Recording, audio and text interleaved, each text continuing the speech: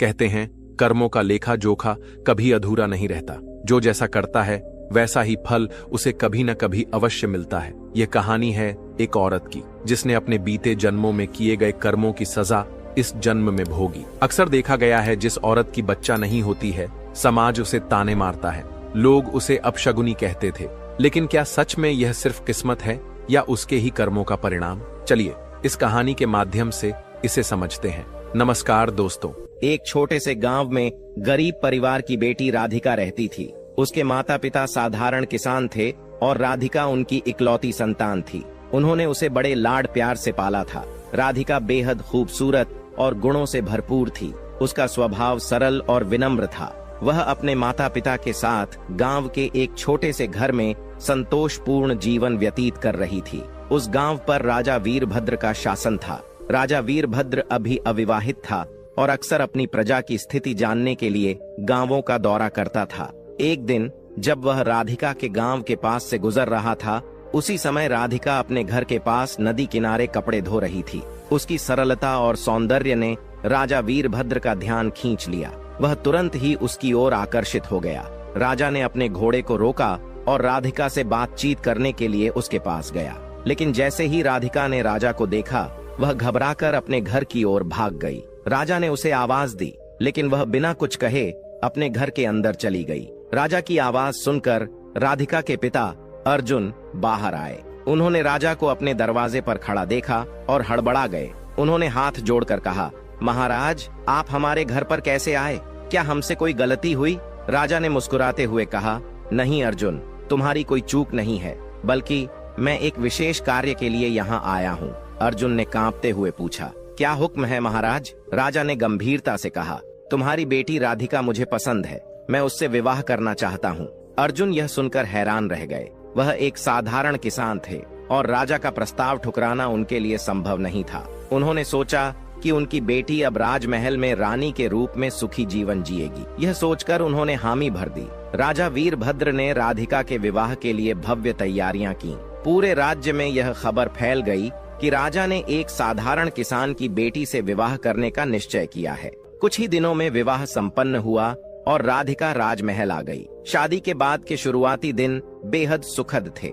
राजा वीरभद्र का राधिका के प्रति व्यवहार बहुत अच्छा था। समय के साथ राधिका ने एक पुत्र को जन्म दिया। पूरे राजमहल में खुशियों का माहौल था। विवाह के 6 वर्ष बीत गए। राधिका का पुत्र अब 5 साल का हो गया था। लेकिन इस बीच राजा का मन धीरे धीरे राधिका से हटने लगा। एक दिन राजा की नजर एक अन्य महिला पर पड़ी जो राधिका से अधिक आकर्षक थी। राजा ने जल्द ही उससे विवाह कर लिया और उसे राजमहल में ले आया। नई रानी के आने के बाद राधिका का जीवन मुश्किलों से भर गया। नई रानी उसे हमेशा नीचा दिखाने का प्रयास करती थी। राजा भी राधिका से दूरी बनाने लगा और उसकी बातों को अनदेखा करने लगा। धीरे धीरे राधिका की स्थिति राजमहल में कमजोर हो गई। एक दिन नई रानी ने राजा को राधिका को महल से निकालने के लिए मना लिया।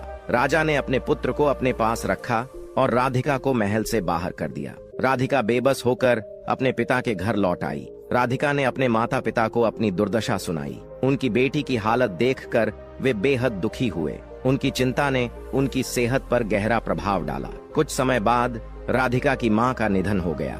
मां की मृत्यु ने अर्जुन को भी तोड़ दिया और वे भी संसार से चल बसे। राधिका अब पूरी तरह अकेली रह गई। उसे किसी सहारे की सख्त जरूरत थी, लेकिन वह अपनी पीड़ा व्यक्त करने की हिम्मत नहीं जुटा पाती थी। अकेलेपन ने उसे भीतर तक तोड़ दिया। कहते हैं, विपत्ति के समय धैर्य मनुष्य का सबसे बड़ा सहारा होता है। इसी दौरान आदित्य नामक एक ऊंटों का व्यापारी, जो पहले भी राधिका के घर आता जाता था, अब और ज्यादा वहां आने लगा। वह राधिका से हमदर्दी जताने लगा और उसका ख्याल रखने का ढोंग करने लगा।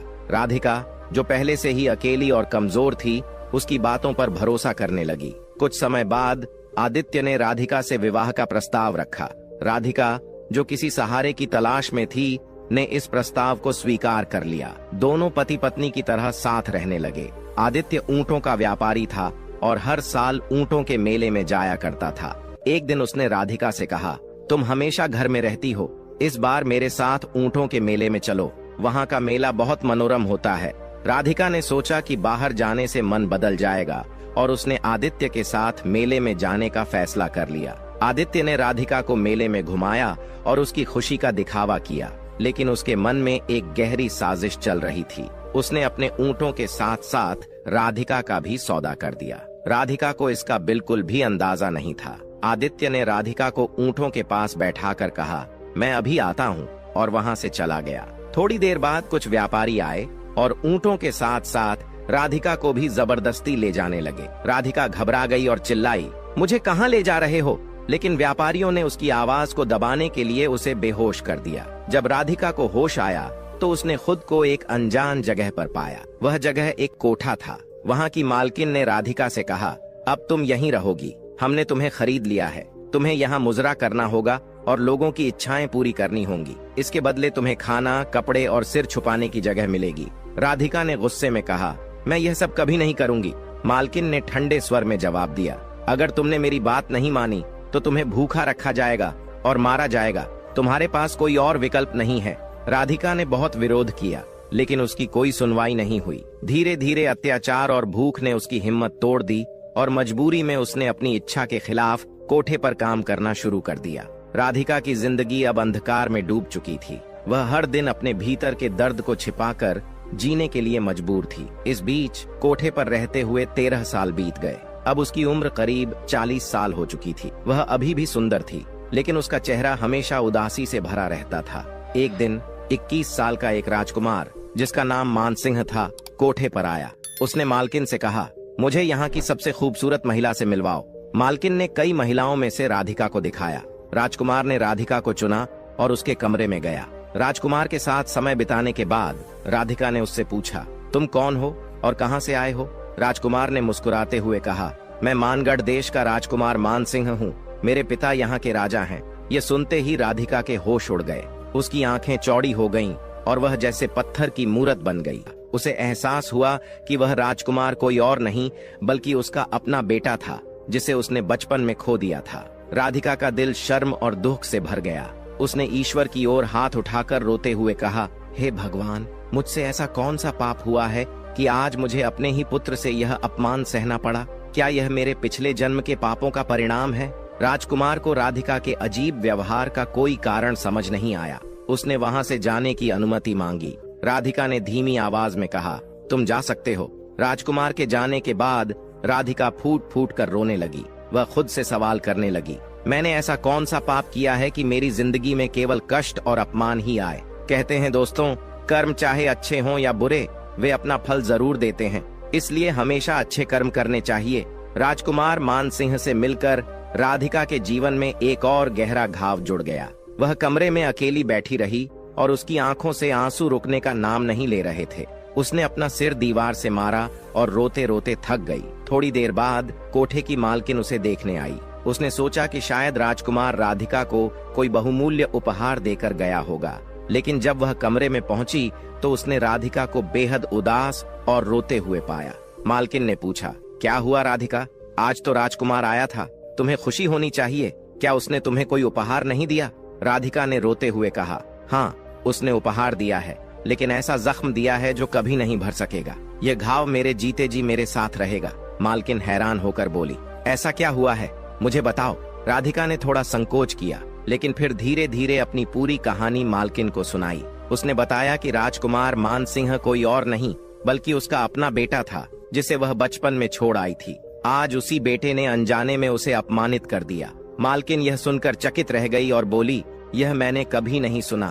तुम्हारे साथ बहुत बड़ा अन्याय हुआ है। मैं तुम्हें यहाँ रहने के लिए मजबूर नहीं करूंगी। राधिका ने मालकिन से गिड़गिड़ाते हुए कहा, मालकिन, मुझे यहाँ से जाने दीजिए। मैं कोई छोटा मोटा काम करके अपनी जिंदगी जी लूंगी, लेकिन अब मैं यहाँ नहीं रह सकती। मालकिन ने कुछ देर सोचा और कहा, तुमने यहाँ रहकर बहुत कष्ट झेले हैं और मेरे लिए बहुत पैसा भी कमाया है। जितने पैसों में मैंने तुम्हें खरीदा था, तुमने उससे कई गुना ज्यादा मुझे कमाई दी है, और आज जो तुम्हारे साथ हुआ उसने मुझे अंदर तक हिलाकर रख दिया है। तुम अब आजाद हो, तुम जहाँ चाहो जा सकती हो। अगर कभी मेरी जरूरत पड़े तो मुझे याद करना। राधिका ने मालकिन के पैरों में गिरकर धन्यवाद दिया और कहा, अब मुझे और क्या कष्ट झेलने हैं, यह जानने के लिए ही मैं जिंदा हूँ। मैं हार नहीं मानूंगी। राधिका कोठे से बाहर निकल आई। उसके पास ना तो रहने का कोई ठिकाना था और न ही खाने का कोई साधन। वह कुछ दिनों तक सड़कों पर भटकती रही। भूख और प्यास से बेहाल होकर एक दिन वह एक नीम के पेड़ के नीचे जाकर लेट गई। उसकी हालत इतनी खराब हो गई थी कि गली के कुत्ते उसके पास आकर उसका चेहरा चाटने लगे, लेकिन राधिका को इसका कोई एहसास नहीं था। उसी समय एक दयालु महिला जो दूध और छाछ बेचती थी वहां से गुजर रही थी। जब उसने राधिका को इस हालत में देखा तो उसके दिल में दया आ गई। उसने कुत्तों को भगाया और राधिका को उठाया। उसने पूछा, तुम कौन हो बहन? तुम्हारी ऐसी हालत कैसे हो गई? लेकिन राधिका का गला सूख चुका था, वह कुछ बोल नहीं पाई। महिला ने तुरंत अपना गिलास निकाला और उसमें दूध भरकर राधिका को पिलाया। राधिका ने थोड़ा दूध पिया और कुछ दूध उसके मुंह से बाहर गिर गया। महिला ने कहा, तुम मेरे साथ चलो, मेरे घर आओ, वहां नहाओ, खाओ और आराम करो। तुम इस हालत में यहाँ नहीं रह सकती। राधिका ने कोई प्रतिक्रिया नहीं दी, लेकिन महिला ने उसे सहारा देकर अपने घर ले जाने का फैसला किया। महिला ने राधिका को अपने घर लाकर उसे नहलाया, अच्छे कपड़े पहनाए और खाना खिलाया। धीरे धीरे राधिका को होश आया। महिला ने प्यार से पूछा, बहन अब बताओ तुम कौन हो और तुम्हारे साथ क्या हुआ?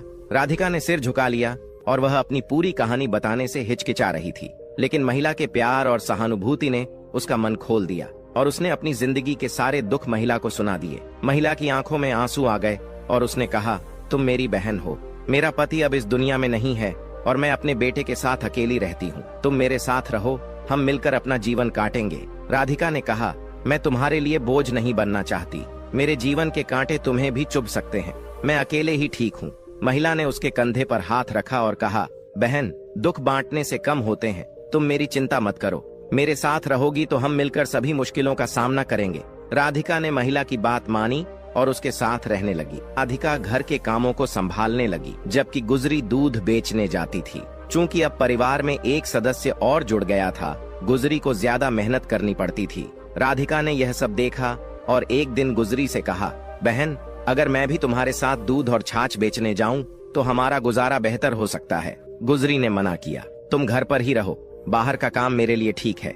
राधिका मुस्कुराते हुए बोली, हम दोनों मिलकर मेहनत करेंगे तो पैसे भी ज्यादा मिलेंगे और तुम्हारा बोझ भी कम होगा। अंततः गुजरी मान गई। अब दोनों मिलकर काम करने लगीं। सुबह बच्चे को स्कूल भेजने के बाद दोनों दूध बेचने जातीं और बच्चे के लौटने तक घर का काम भी निपटा लेतीं। 3 महीने इसी तरह बीत गए। एक दिन गुजरी दूध बेचने जा रही थी जब अचानक रास्ते में उसका संतुलन बिगड़ गया और दूध का घड़ा गिरकर टूट गया। गुजरी जमीन पर बैठकर रोने लगी और बोली, अब क्या करूं? आज सारा दूध बर्बाद हो गया। राधिका ने उसे संभालते हुए कहा, बहन दूध के लिए क्यों दुखी हो रही हो? मेरा पूरा जीवन तो नष्ट हो चुका है, फिर भी मैं खड़ी हूँ। चलो घर चलते हैं। गुजरी ने पैर में चोट लगने की शिकायत की। राधिका ने उसे सहारा देकर घर पहुंचाया और हल्दी तेल लगाकर उसकी पट्टी की। अब दूध बेचने का सारा काम राधिका अकेले संभालने लगी, क्योंकि गुजरी की चोट ठीक नहीं हो रही थी। 10 दिन बीत गए, लेकिन जख्म बढ़ता ही गया। अब गुजरी का शरीर कमजोर होने लगा था। राधिका दिन रात उसकी सेवा करती, बच्चे का ख्याल रखती और बाहर का काम भी संभालती। धीरे धीरे 6 महीने बीत गए। एक दिन गुजरी की हालत बहुत बिगड़ गई और उसने अपनी आखिरी सांस ली। राधिका के लिए यह बहुत बड़ा झटका था। गुजरी ने उसे अपनी बहन माना था और अब वही बहन उसे छोड़कर चली गई थी। गुजरी के बेटे की देखभाल अब राधिका की जिम्मेदारी थी। बच्चा अपनी माँ की मौत के बाद चिड़चिड़ा और उदास रहने लगा। वह बार बार अपनी माँ के बारे में पूछता। राधिका उसे समझाती, तुम्हारी माँ भगवान के पास गई हैं, वह कुछ दिनों में वापस आ जाएंगी। धीरे धीरे बच्चे ने राधिका को अपनी माँ मान लिया। समय बीतता गया और बच्चा बड़ा हो गया। अब वह 18 साल का हो चुका था और काम में राधिका की मदद करने लगा। एक दिन लकड़ियां लेने के लिए राधिका और गुजरी का बेटा पास की पहाड़ी पर गए। वहाँ एक सूखा पेड़ था जिसकी लकड़ियां काटने के लिए राधिका उस पर चढ़ गई। लकड़ी काटते समय जिस टहनी पर वह खड़ी थी वह टूट गई। राधिका नीचे गिरते हुए पहाड़ी से लुढ़ककर घने जंगल में गिर गई। बेटा यह देखकर घबरा गया और उसने पहाड़ी के नीचे झांका, लेकिन राधिका कहीं नजर नहीं आई।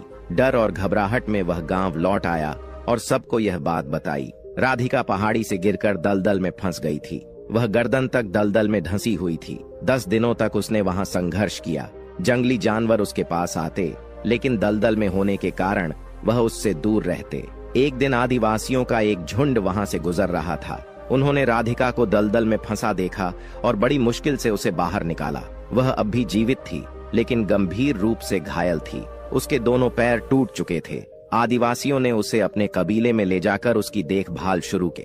राधिका को आदिवासियों ने दलदल से तो बचा लिया था, लेकिन उसकी हालत गंभीर थी। उसके पैरों की हड्डियां इतनी बुरी तरह टूट चुकी थीं कि उन्हें ठीक करना संभव नहीं था। आदिवासियों ने उसका उपचार किया, लेकिन अंततः उसकी दोनों टांगें काटनी पड़ी। राधिका ने इस बात को ईश्वर की इच्छा मानकर स्वीकार कर लिया। धीरे धीरे वह आदिवासियों की भाषा और इशारों को समझने लगी। वहां की एक बुजुर्ग महिला जो ध्यान और आध्यात्मिक विद्या में निपुण थी, राधिका का बहुत ख्याल रखती थी। राधिका को पता चला कि वह महिला एक विशेष ध्यान विधि जानती थी, जिससे व्यक्ति अपने अतीत को देख और समझ सकता है। राधिका ने जिद की कि वह अपने पूर्व जन्म के बारे में जानना चाहती है। बुजुर्ग महिला ने उसे समझाया, यह ठीक नहीं होगा। अपने अतीत में झांकने से अक्सर व्यक्ति वर्तमान में भी शांति खो देता है। जो प्रकृति ने भुला दिया है, उसे भूल जाना ही बेहतर होता है। लेकिन राधिका ने अपनी बात पर जोर देते हुए कहा, मैं जानना चाहती हूँ कि मेरे जीवन में इतने दुख क्यों हैं? मैंने क्या ऐसा किया है जिसके कारण मुझे यह सब सहना पड़ रहा है? अगर अतीत जानने से और दुख मिलेगा तो मैं उसे भी सह लूंगी। बूढ़ी महिला ने उसे ध्यान की एक कठिन प्रक्रिया सिखाई। उसने कहा, तुम्हें हर पल को याद करते हुए अपने अतीत तक पहुंचना होगा। यह साधना 3 से 4 वर्षों तक चलेगी। राधिका ने पूरी लगन के साथ ध्यान विधि का अभ्यास शुरू किया। धीरे धीरे उसने अपने जीवन के गुजरे हुए पल याद करना शुरू किया। 3 वर्षों की साधना के बाद राधिका अपने पिछले जन्म में पहुंच गई। उसने देखा कि उसका नाम रूपा था और वह एक साधारण परिवार की सदस्य थी। उसके जीवन का सबसे बड़ा दुख यह था कि उसे संतान सुख नहीं मिला था। इस वजह से वह गहरे मानसिक अवसाद में चली गई थी। गांव के लोग उसे ताने देते थे और उसकी यह स्थिति उसे भीतर से तोड़ने लगी थी। अपनी निराशा और दुखों से बचने के लिए रूपा ने किसी साधु की सलाह पर कुछ विशेष अनुष्ठान शुरू किए। उसे विश्वास दिलाया गया कि यह अनुष्ठान उसके जीवन में खुशियां लाएंगे। उसे बताया गया कि अगर वह 21 बच्चों की बलि देगी तो उसे संतान प्राप्त हो सकती है। रूपा ने वैसा ही किया। गांव के 21 बच्चों को उसने चुराकर मार डाला।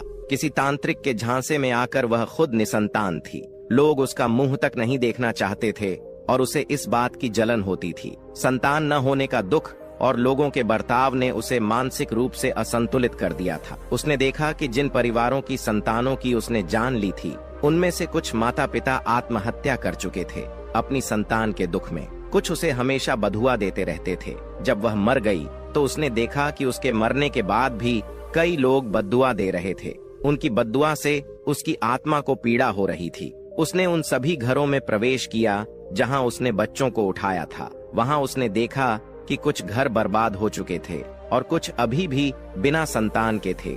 लेकिन वे लोग अब बुजुर्ग हो चुके थे और हमेशा उसे गालियां देते रहते थे।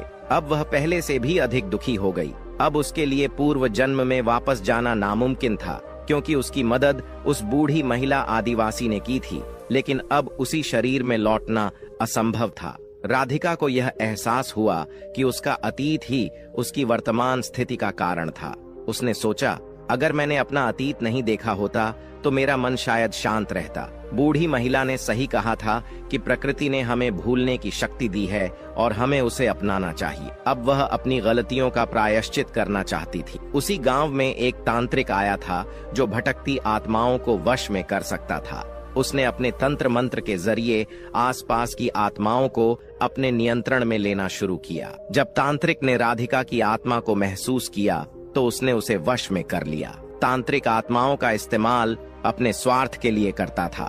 जब राधिका की बारी आई तो उसने तांत्रिक से रोते हुए कहा, मैंने पहले ही अपने जीवन में कई गलतियां की हैं, मुझसे अब और गलत काम मत करवाओ। राधिका ने अपनी पूरी कहानी तांत्रिक को बता दी और उससे प्रार्थना की, मुझे यहाँ से मुक्त कर दो और मेरे शरीर में वापस जाने का कोई तरीका बताओ। तांत्रिक ने कहा, तुम्हारा दुख देखकर मैं तुमसे और कोई काम नहीं करवाऊंगा, लेकिन मेरे पास ऐसी कोई विद्या नहीं है जिससे तुम्हें तुम्हारे शरीर में वापस भेज सकूं। यह सुनकर राधिका निराश हो गई और फिर से भटकने लगी। इसी दौरान उसी नगर में एक संत आए जो रात भर वहां रुके थे। वे उस कुम्हार के गुरु थे जो राधिका के पूर्व जन्म का पति था। कुम्हार अब 80 वर्ष का हो चुका था और अकेले रहता था। रात में संत और कुम्हार ईश्वर का गुणगान कर रहे थे। राधिका की आत्मा वहीं भटक रही थी। संत को महसूस हुआ कि वहाँ कोई आत्मा मौजूद है जो मोक्ष की कामना कर रही है। संत ने कुम्हार से कहा, यहाँ तुम्हारी पूर्व पत्नी की आत्मा भटक रही है, वह अपनी मुक्ति चाहती है। कुम्हार ने चौंकते हुए पूछा, मेरी पत्नी? वह तो वर्षों पहले गुजर गई थी, क्या इतने समय से उसकी आत्मा भटक रही है? संत ने राधिका की आत्मा को संबोधित करते हुए कहा, तुम्हें क्या चाहिए, क्यों भटक रही हो? राधिका ने अपनी सारी बातें संत को बता दी और कहा, मुझे अपने शरीर में वापस जाना है ताकि मैं अपने पापों का प्रायश्चित कर सकूं। संत ने कहा, तुम्हें मेरे साथ मेरे आश्रम चलना होगा, जहां हर रोज भजन कीर्तन होता है। ईश्वर के नाम के माध्यम से तुम अपने शरीर में लौटने का मार्ग ढूंढ सकती हो। राधिका ने संत की बात मानी और उनके साथ आश्रम चली गई। आश्रम में हर दिन राधिका ईश्वर का भजन करती, ध्यान लगाती और प्रार्थना करती। धीरे धीरे उसे महसूस होने लगा कि वह अपने शरीर की ओर लौट रही है। उसने यह बात संत को बताई। संत ने कहा, तुम अपने शरीर में वापस लौट सकती हो, लेकिन तुम्हारे पाप तभी खत्म होंगे जब तुम 21 लोगों की मदद करोगी और उनके जीवन को बेहतर बनाओगी। यही तुम्हारे लिए मुक्ति का मार्ग है। संत के आशीर्वाद से राधिका अपने शरीर में लौट आई। जब उसने आंखें खोलीं, तो उसका शरीर बहुत कमजोर और घायल था। उसकी त्वचा पर चींटियों ने घाव कर दिए थे, लेकिन आदिवासियों ने उसके शरीर को हाथ नहीं लगाया था, क्योंकि वे जानते थे कि वह ध्यान की अवस्था में थी। आदिवासियों ने उसकी मरहम पट्टी की और उसे खाना खिलाया। धीरे धीरे राधिका होश में आई। सबसे पहले उसने उस बुजुर्ग महिला के बारे में पूछा जो उसकी देखभाल करती थी। आदिवासियों ने कहा कि वह महिला 1.5 साल पहले गुजर गई थी। उसने तुम्हारे लिए हर संभव प्रयास किया था। यह सुनकर राधिका का दिल भर आया। उसने आदिवासियों को अपनी पूरी कहानी सुनाई। 7 साल बाद अपने शरीर में लौटने के बाद राधिका ने यह समझ लिया कि अब उसे अपने पापों का प्रायश्चित करना है। वह चलने फिरने में असमर्थ थी, लेकिन उसने हार नहीं मानी। घुटनों के बल चलते हुए उसने दूसरों की सहायता करने का संकल्प लिया। उसने सोचा, ईश्वर ने मुझे एक और मौका दिया है, मैं इसे व्यर्थ नहीं जाने दूंगी। राधिका ने जंगल में भटकते हुए कई कठिनाइयों का सामना किया। उसके शरीर में घाव थे और वह दोनों पैरों से लाचार थी, लेकिन घुटनों के बल चलने को मजबूर थी। फिर भी उसने साहस नहीं खोया। उसने ठान लिया था कि वह अपने पापों का प्रायश्चित करेगी और 21 जिंदगियां बचाने का अपना उद्देश्य पूरा करेगी। एक दिन जंगल में चलते हुए राधिका ने देखा कि एक सांप कांटों में फंसा हुआ है। कांटे उसकी त्वचा में गहरे चुभ गए थे, जिससे वह असहाय और दर्द से तड़प रहा था। राधिका ने सोचा कि वह इस सांप की मदद कर सकती है। सांप ने जैसे ही राधिका को अपनी ओर आते देखा, उसने फन उठाकर फुफकारना शुरू कर दिया। राधिका डर गई, लेकिन फिर भी उसने साहस दिखाया। उसने पास पड़े एक लंबे डंडे से धीरे धीरे सांप को कांटों से बाहर निकालने की कोशिश की। सांप पहले बहुत गुस्से में था, लेकिन धीरे धीरे वह शांत हो गया। राधिका ने अपने कपड़े का एक टुकड़ा सांप पर डालकर उसके शरीर से कांटे निकाल दिए। सांप को राहत मिली और उसने राधिका को धन्यवाद देने के लिए अपनी फुफकार धीमी कर ली। राधिका को महसूस हुआ कि उसने एक जीवन बचाया है। उसने सोचा, शायद ईश्वर ने मुझे इसी उद्देश्य के लिए जीवित रखा है। कुछ दिन बाद राधिका जंगल में एक शिकारी से मिली। उसने देखा कि शिकारी अपने कंधे पर एक हिरण का बच्चा लटकाए हुए जा रहा था। यह दृश्य देखकर राधिका का दिल पसीज गया। उसने शिकारी से कहा, भाई, इस मासूम जानवर को छोड़ दो, इसे भी अपनी जिंदगी जीने का हक है। शिकारी ने कहा, मैं इसे बेचकर अपना गुजारा करता हूँ, यह मेरा काम है। इसे छोड़ दूंगा तो मैं और मेरा परिवार भूखा रहेगा। राधिका ने उसे समझाने की कोशिश की, भाई, इन जीवों को मारने की बजाय तुम जंगल से लकड़ियां काटकर या फल फूल तोड़कर बेच सकते हो। यह भी एक ईमानदार काम है। जानवरों को मारना गलत है, उन्हें भी ईश्वर ने हमारे जैसा जीवन दिया है। शिकारी पर राधिका की बातों का गहरा असर हुआ। उसने हिरण के बच्चे को छोड़ दिया और वादा किया कि वह अब कभी किसी जानवर को नहीं मारेगा। राधिका बहुत खुश हुई। उसने सोचा, शायद अब इस शिकारी का जीवन बदल जाएगा और इसके साथ कई जानवरों की जिंदगी भी बच जाएगी।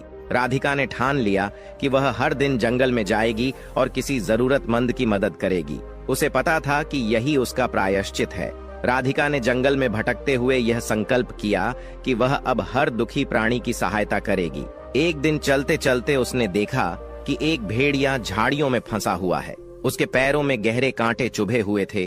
वह दर्द से कराह रहा था और लंबी आवाजें निकाल रहा था। राधिका पहले तो डर गई। वह भेड़िए से थोड़ी दूरी पर बैठ गई और उसे देखती रही। भेड़िया भी उसे देख रहा था। कुछ देर बाद भेड़िया अपनी आवाज को धीमा करते हुए उसकी तरफ देखने लगा, जैसे कह रहा हो, मुझे मदद चाहिए, मैं तुम्हें कोई नुकसान नहीं पहुंचाऊंगा। राधिका ने धीरे धीरे डर पर काबू पाया और भेड़िए के पास जाने का साहस किया। उसने अपने कांपते हाथों से उसके सिर पर धीरे से हाथ रखा। भेड़िया बिल्कुल शांत था।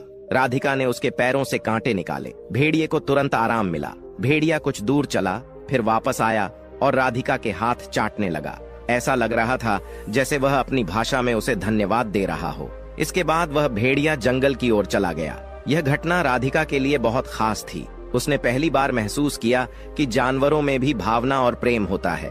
उसने सोचा, अगर मैं इन्हें थोड़ा सा सहारा दे सकती हूँ तो क्यों न अपना जीवन इसी काम में लगाऊं। इसके बाद राधिका ने ठान लिया कि वह हर जीव की मदद करेगी, चाहे वह इंसान हो, जानवर हो या पेड़ पौधे। घुटनों के बल चलते हुए भी वह रोज जंगल में निकलती और जरूरतमंदों की सहायता करते हुए राधिका का यह प्रयास धीरे धीरे पूरे जंगल में प्रसिद्ध हो गया। जानवर और पक्षी अब उसके पास आकर रहते थे। वह अब सिर्फ एक इंसान नहीं रही थी, बल्कि जंगल का एक अभिन्न हिस्सा बन चुकी थी। राधिका की उम्र काफी बढ़ चुकी थी। उसका शरीर कमजोर हो गया था, लेकिन उसकी आत्मा में अडिग साहस और सच्चा प्रेम था। एक दिन वह नदी किनारे बैठी थी। मछलियां उसके पास आकर खेल रही थीं और पक्षी उसकी गोद में बैठे थे। राधिका ने सूरज की ओर देखते हुए अपने अंतिम समय को स्वीकार कर लिया। वह धीरे धीरे गिर पड़ी। आसपास की गिलहरी ने जब यह देखा तो उसने अपनी आवाज में सभी जानवरों और आदिवासियों को बुलाया। सभी ने मिलकर राधिका को विदाई दी। उसके शरीर को धरती में समर्पित किया गया। हर किसी ने प्रेम और श्रद्धा के साथ उसकी आत्मा की शांति के लिए प्रार्थना की। राधिका के जाने के बाद जंगल में चमत्कारी परिवर्तन हुए। पहले जहां सालों तक बारिश नहीं होती थी, अब हर साल वहां पर्याप्त बारिश होने लगी। नदी और तालाब पानी से भर गए। पेड़ पौधे हमेशा हरे भरे रहने लगे। सभी जीव और आदिवासी महसूस करते थे कि राधिका की आत्मा अब भी जंगल में मौजूद है। वह अपनी प्रेम और दयालुता के माध्यम से सभी के दिलों में जीवित थी। दोस्तों, अब मैं आपको बताने जा रहा हूँ कि किन कारणों से कुछ स्त्रियां संतान सुख से वंचित रहती हैं। इन 3 कारणों को समझने पर आपको पता लग जाएगा कि कौन सी स्त्री संतान सुख से वंचित रहती है। पहला कारण, गलत कार्यों का प्रभाव। राधिका ने अपने पिछले जन्म में दूसरों को हानि पहुंचाने वाले कार्य किए थे। उसने निर्दोष बच्चों को परेशान किया और गलत मार्ग पर चली। गलत कर्मों का प्रभाव हमारे जीवन पर पड़ता है, चाहे वह तुरंत न दिखाई दे, लेकिन धीरे धीरे ये समस्याएं उत्पन्न कर सकते हैं। हमें अपने कर्मों को हमेशा सही और अच्छा बनाए रखना चाहिए, क्योंकि गलत कार्य जीवन में परेशानियां ला सकते हैं। दूसरा कारण, दूसरों के प्रति क्रोध और जलन। राधिका अपने पिछले जन्म में संतान की कमी के कारण दुखी थी। उसने अपनी परेशानी को संभालने के बजाय दूसरों की खुशियों से जलन और क्रोध करना शुरू कर दिया। इस नकारात्मक सोच ने उसकी स्थिति को और जटिल बना दिया। हमें ईर्ष्या और गुस्से के बजाय दूसरों की खुशियों में खुश होना और अपने मन को शांत रखना सीखना चाहिए। वही स्त्रियां जो कई पुरुषों के साथ अनुचित संबंध रखती हैं और फिर गर्भधारण करती हैं, उन संबंधों को छुपाने के लिए गर्भपात कर देती हैं, वे भी अगले जन्मों में संतान सुख से वंचित रहती हैं। जो स्त्रियां ईर्ष्या और द्वेष के कारण दूसरे के बच्चों को नुकसान पहुंचाती हैं, उन्हें भी संतान सुख नहीं मिलता। तीसरा कारण, प्रकृति के नियमों के खिलाफ जाना। राधिका ने संतान पाने के लिए ऐसे उपाय अपनाए जो प्रकृति के नियमों के विपरीत थे। उसने धैर्य और समझदारी से काम नहीं लिया, जिसके कारण उसकी स्थिति और भी कठिन हो गई। हमें हर समस्या को धैर्य और सहजता से स्वीकार करना चाहिए। गलत रास्तों को अपनाने से हमारी परेशानियां हल होने के बजाय और बढ़ सकती हैं। तो दोस्तों, आज की हमारी कहानी यहीं समाप्त होती है। आपको यह कहानी कैसी लगी, कमेंट में लिखकर हमें जरूर बताएं। हम उम्मीद करते हैं कि आपको यह कहानी पसंद आई होगी और आपको इससे कुछ प्रेरणा मिली होगी। दोस्तों, मिलते हैं अगली वीडियो में एक और नई कहानी के साथ। तब तक के लिए दोस्तों, आप सभी से निवेदन है कि अपना और अपने माता पिता का और अपने सभी घर परिवार वालों का ख्याल रखें। और अगर आपने अभी तक हमारे चैनल को सब्सक्राइब नहीं किया है तो सब्सक्राइब करें और बेल आइकन को ऑन करें, ताकि हमारी वीडियो की जानकारी सबसे पहले आपको मिले और आप उसका फायदा उठा सकें। वीडियो अंत तक देखने के लिए आपका बहुत बहुत धन्यवाद। जय श्री कृष्ण।